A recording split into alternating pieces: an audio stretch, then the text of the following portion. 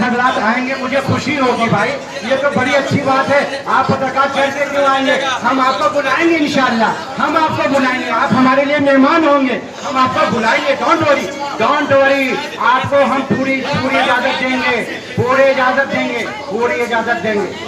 पूछिए एक सवाल पूछिए जी। हाँ, आप पार्टी से जुड़े हुए, हाँ, आप पार्टी ने जो है अवार्ड आपको समर्थन किया, तो आज आप यहाँ पर कैसे? आइए अब हम इस बात का शुरुआत करते हैं।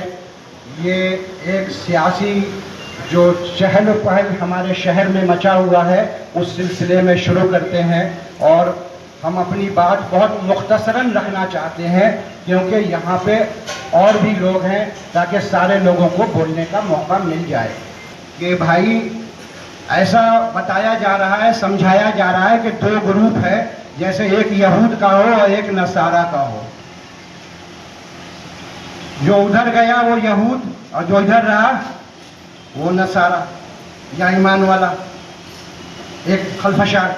उनसे पूछिए कि जो लोग कहते हैं कि बीजेपी से आने का हमको डर बैठा रहे हैं, वो क्या चाहते हैं? वो चाहते क्या हैं? सिर्फ डराना या कुछ अमली तौर पे भी करना?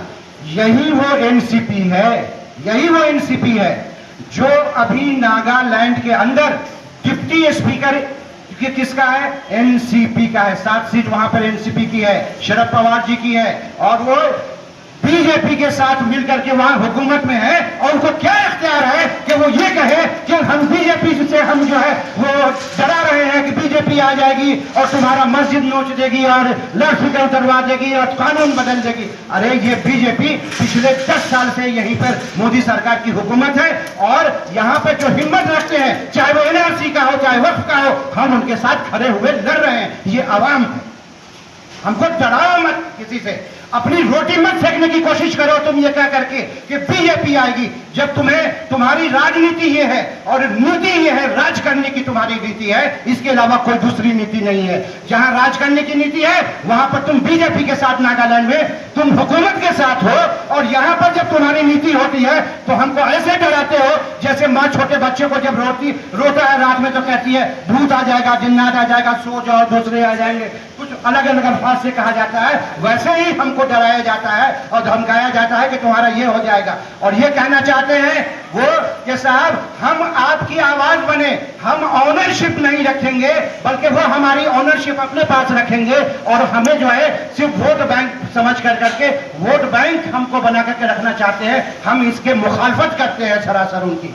हम अपनी आवाज खुद बनना चाहते हैं। वो सब इधर उधर की बात ना करें कि फला जगह हमने बोल दिया, वहां आपकी आवाज आई थी, वहां हमने बोल दिया, वहां बोल दिया। अरे भैया एहसान किए हो क्या? ये फॉर्मेलिटी जहां भी जो भी लोग आते हैं, किसी मुस्लिम इलाके से भी अगर उनका होता है तो वो फॉर्मेलिटी निभाई जाती है, ठीक है। लेकिन कुछ अगर ऐसे होते हैं जहां पर मुसलमानों के वोट से नहीं आए, लेकिन उसके बावजूद जब मुसलमानों का हिमायत करते हैं तो उसको काउंट किया जाता है, उसको काउंट किया जाता है। लेकिन जब आप यहीं से आए हैं और आपका बोलना और आपका आगे बढ़ना, 2-4 अल्फाज का देना, वो उसे एक फॉर्मेलिटी हम मानते हैं। आते हैं दूसरे टॉपिक के ऊपर कि क्या उन्होंने यहाँ के लोगों का डेवलपमेंट किया है? क्या बिना कोई वक्त लिए हुए डेवलपमेंट किया है? क्या डेवलपमेंट 3 चीज का नाम है। सबसे पहले इकोनॉमिकल डेवलपमेंट होता है। सबसे पहला इकोनॉमी, हेल्थ को कभी पहले लिया जाता है, कभी एजुकेशन को बाद में लिया जाता है, तो वही हमारा सीक्वेंस भी है। दूसरा हेल्थ, तीसरा एजुकेशन। ये 3 बहुत इंपॉर्टेंट है। ह्यूमन डेवलपमेंट अलग चीज होती है, इंफ्रास्ट्रक्चर डेवलपमेंट अलग चीज होती है। इसको जरा हम समझें कि डेफिनेशन दोनों का बहुत अलग अलग है। हम ह्यूमन डेवलपमेंट की बात कर रहे हैं। ह्यूमन डेवलपमेंट की बात करेंगे अगर इकोनॉमी की। आपका बच्चे हैं तो आप उनके लिए क्या सोचते हैं? क्या सोचते हैं? अच्छी तालीम। सबसे पहले इकोनॉमी चाहेंगे कि घर में इतना कहीं से खाना पीने का ये हो जाए जिससे हमारा घर अच्छे से चलने लगे। ये सबसे पहले इकोनॉमी होती है। पिछले 5 साल से वो नहीं है। 1 बार रहे, 2 बार रहे, 3 बार रहे हैं। कभी एक छोटी सी कोशिश इसकी की है कि क्या हम यहाँ पर कॉटेज इंडस्ट्री, जैसे बहुत जगह है ना, सुना होगा, अलीगढ़ में है, मुरादाबाद में है, मेरठ में है, धारावी में है, कॉटेज इंडस्ट्री है, इसको हम कभी फरोग देने की कोई पहल भी की हो या उस पर कभी बात भी की हो? वो एक टर्म नहीं था, 3 टर्म था। 3 टर्म में कभी आपके इकोनॉमी को बढ़ाने की कोशिश की नहीं। आपके बच्चों को कोई जॉब मिला? जॉब मेला के नाम पे हमेशा बड़े बड़े बैनर लगे हैं, लेकिन जॉब मेला के बाद कभी भी आपने देखा कि ये एक भी बोर्ड लगा हो कि ये फला फला साहब है, हमारे जॉब मेला में ये लोग सिलेक्ट हुए हैं, ये उनका पता है, इस कंपनी में गए हैं और उनकी सैलरी ये है? कोई आपने आज तक पत्रकार में कभी यहाँ शहर में पिछले 15 साल में देखा है क्या? जॉब मेले के नाम से आपने बेवकूफ बनाया? कभी देखा है किसी ने जॉब मेला में भी मिला हो? नहीं। 2 चीज तो नहीं दी। नुकसान कैसे किया?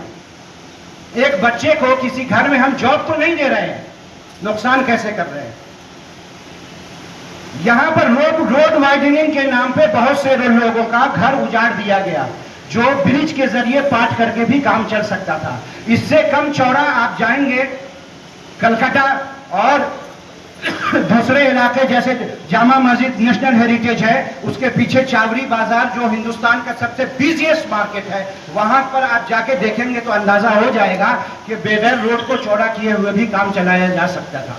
आप इसका मतलब है कि आपने दुनिया अभी देखी नहीं थी और आपने उसको रोड वाइडनिंग के नाम पे इतने लोगों का घर उजाड़ दिया, इकोनॉमिक हमारा तबाह आपने किया। दूसरा, जो आने वाला था उसको रोक दिया आपने, जैसे स्लॉटर हाउस, एक बड़ी तादाद यहां पर हमारे लोगों की लग जाती इकोनॉमी में, उसको आज 15 साल हो गए, आपने उसके ऊपर कोई काम सीरियसली नहीं किया। इधर का जमीन उधर, उधर का जमीन इधर, और लेटर देते हैं कि इससे कम में भी स्लॉटर हाउस बन सकता है, लेटर देते हैं। ये किया। चलिए हम कहते हैं कि ये सब भी नहीं करते तो आप जीरो पे होते।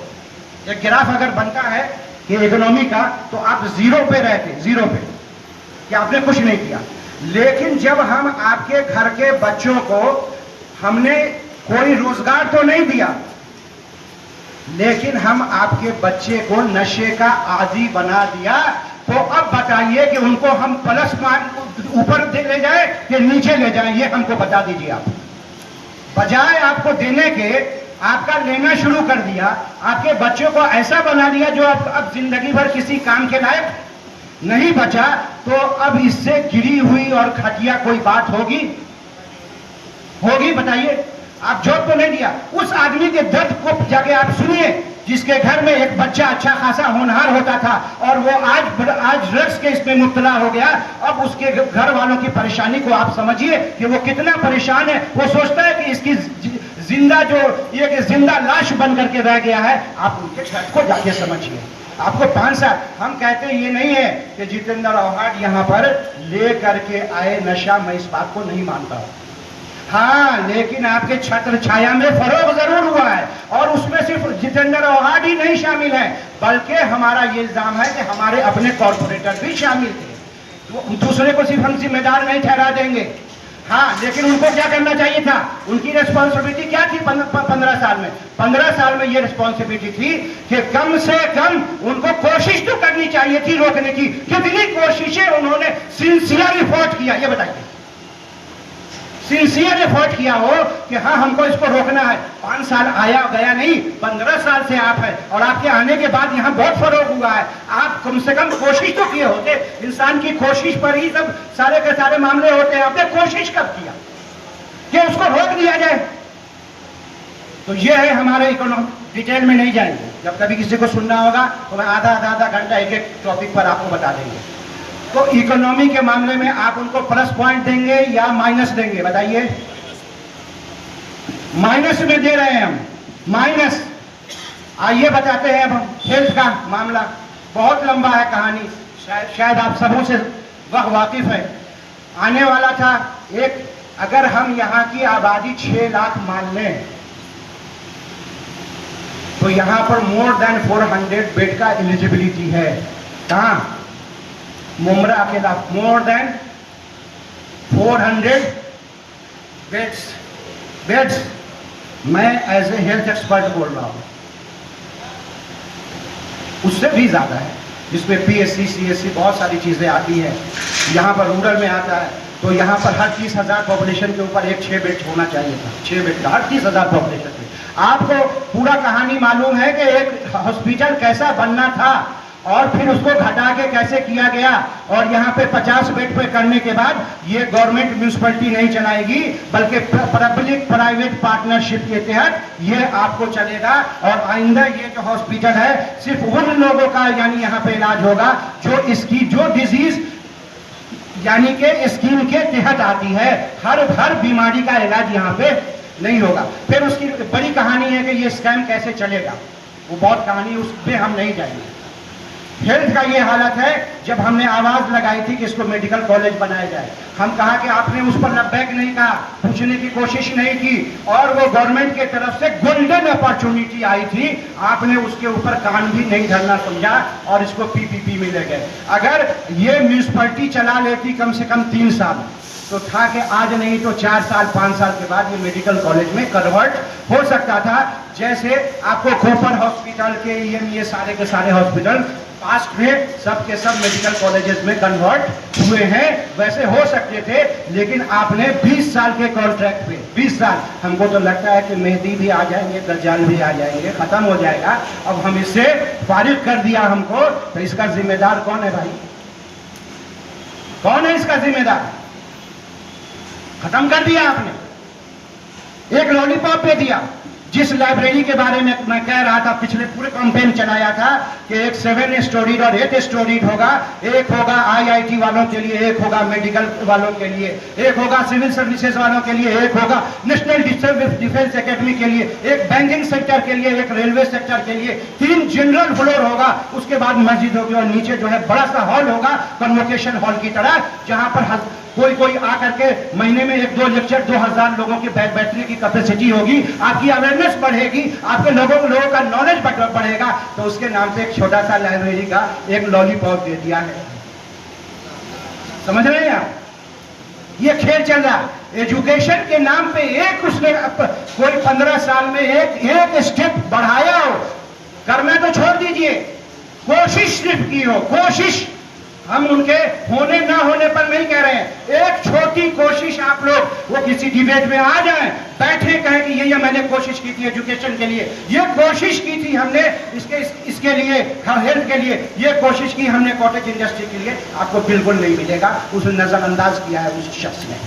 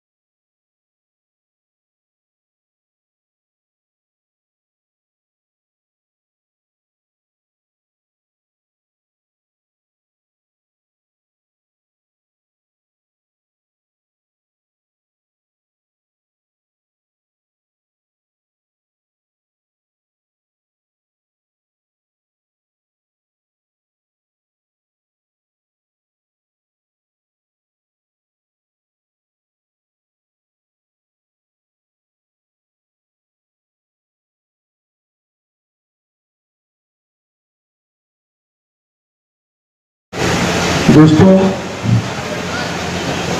मैं बहुत ज़्यादा वक्त ना लेते हुए, आप लोगों का इलेक्शन का माहौल चल रहा है, बहुत कीमती वक्त है, कई जगहों पे आपको जाना है कवरेज के लिए, बहुत ज़्यादा वक्त ना लेते हुए बहुत संजीदगी के साथ में मैं आप लोगों के सामने पूरी जिम्मेदारी से कुछ अहम बातें रखना चाहता हूँ। उम्मीद करता हूँ कि आप लोग इस बात रखने के काम में मेरी मदद करेंगे। मैं अपनी बात आपके जरिए अवाम तक पहुंचाना चाहता हूं। और सबसे बड़ा मुद्दा इस इलेक्शन में जो चल रहा है वो ये कि नजीब मुल्ला भाई को बीजेपी से जोड़ने की कोशिश की जा रही है, एक नाकाम कोशिश की जा रही है जिसको अवाम मानने को तैयार नहीं है। उसकी वजह यह है कि नजीब मुल्ला अव्वल तो बीजेपी के उम्मीदवार नहीं है, दूसरी अहम बात यह है कि नजीब मुल्ला का चिन्ह वो है जिसको 15 साल से लोग दबाते आ रहे हैं। 15 साल से इसी चिन्ह को लोग दबाते आ रहे हैं जिसकी वजह से जतेंद्र अवार्ड आमदार बनते थे। यह क्लियर हो गया आप लोगों के सामने कि नजीब मुल्ला जो है बीजेपी के उम्मीदवार नहीं है, नंबर 1। दोस्तों, अब आती है बात फिरका परस्ती की। दूसरा मुद्दा यह चलाया जा रहा है कि अगर नजीब मुल्ला जीतेंगे तो फिरका परस्त लोग आ जाएंगे। कल एक बॉम्बे में बहुत बड़ी प्रेस कॉन्फ्रेंस हुई। मैं बड़े एहतराम के साथ अदबन कहना चाहता हूं कि हजरत मौलाना सज्जाद नुमानी साहब ने एक बहुत बड़ी प्रेस कॉन्फ्रेंस दी कल बॉम्बे में, और उन्होंने एक लिस्ट जारी की जो मेरे पास में आई, और मैंने उसको रात में बैठ के तकरीबन 4:30 पौने 5 बजे तक उसको स्टडी किया। मैं आप लोगों से गुजारिश करता हूं कि मेरी इस बात को आप लोग जरा संजीदगी से लें। उसमें 17 से 18 नाम मुझे ऐसे मिले, 17 से 18 नाम मुझे ऐसे मिले जिनको टिकट ना मिलने की वजह से किसी ने 2 तारीख, किसी ने 3 तारीख, किसी ने 1 तारीख को आज से 10 दिन, 11 दिन, 9 दिन पहले बीजेपी छोड़कर या तो वो कांग्रेस में आके टिकट लिया, बीजेपी छोड़कर या तो वो शरद पवार एनसीपी में आके टिकट लिया, बीजेपी छोड़कर या तो वो उद्धव ठाकरे में आके टिकट लिया।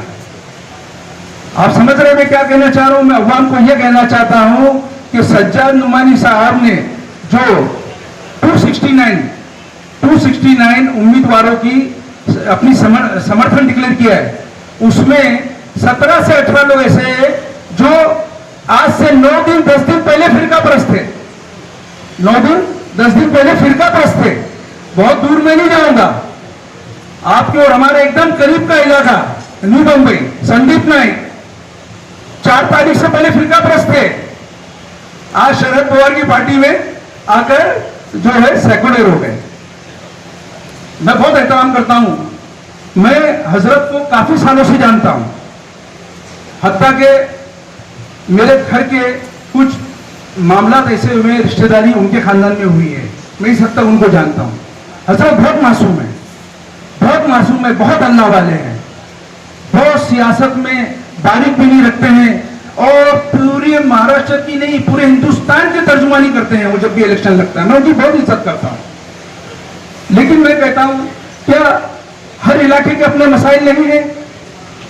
हर इलाके की, हर हल्के की अपनी जरूरत नहीं है? कब तक हम जो है बीजेपी, शिवसेना ये कहकर जो है अपनी जरूरतों को मतलब जो है ना हम नजरअंदाज करते रहेंगे? चैनल को सब्सक्राइब, लाइक, कमेंट, शेयर करें और बेल आइकन दबाना ना भूलें।